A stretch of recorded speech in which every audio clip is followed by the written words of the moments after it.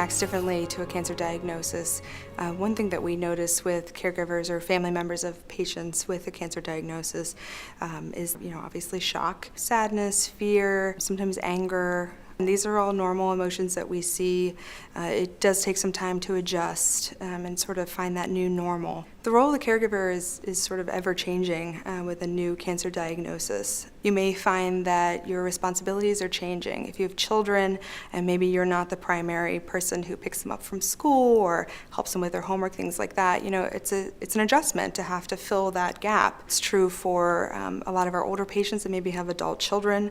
They're having to step in a little bit more and take over some of those responsibilities for their parents or loved ones that they didn't really have to do before. You come into these diagnoses, these situations with your existing lives, and so juggling and balancing all these new responsibilities can be very stressful for patients and for their family members. We really encourage patients to talk with their caregivers about what their needs are so that they can make sure that the caregivers are meeting those, but also that they're kind of setting boundaries of what they need and what they don't need. And so we meet and talk about what each person's goals are to make sure that they're communicating well. Sometimes we'll do family meetings to try to make sure everybody's communicating and understanding and listening to each other so that we're decreasing any stress. It's a big adjustment to jump into the world of healthcare and have to learn how to navigate that world while also being strong for your loved one. And sometimes caregivers are not addressing their own needs. This is a time of crisis and it's all hands on deck. We want to make sure that we're providing as much care for our loved ones as we can, give them everything that they need. But sometimes once you kind of get into that mode, you feel like you're holding everything up, where they're just overwhelmed by the things that they're responsible for, not to mention the things in their own life that they kind of came into this with.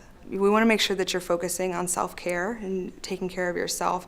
And there's a number of ways to do that. And it's kind of different for everybody. Everybody has a different style of things that work. A lot of times when we'll meet with caregivers, that's one of the first things that we do is assess, okay, what's worked in the past?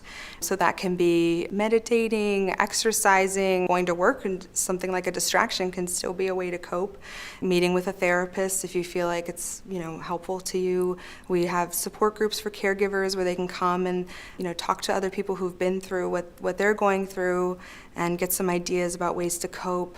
All those sorts of things to sort of feed your soul and recharge your energy. A lot of people like to go online, but we tell them to be careful about what websites you can go to. You can go onto things like the American Cancer Society, the Cancer Hope Network, which can connect people over the phone for support for patients and caregivers. Locally, we have support groups here at Sibley. We have a cancer support group that meets here. In Maryland, Hope Connections is a good organization that also has a number of support groups and resources. In DC, the Smith Center for Healing Arts is another good resource. And Virginia, Life with Cancer. There are plenty of supports available, and really asking your social workers and the support services, we can connect you wherever you're located.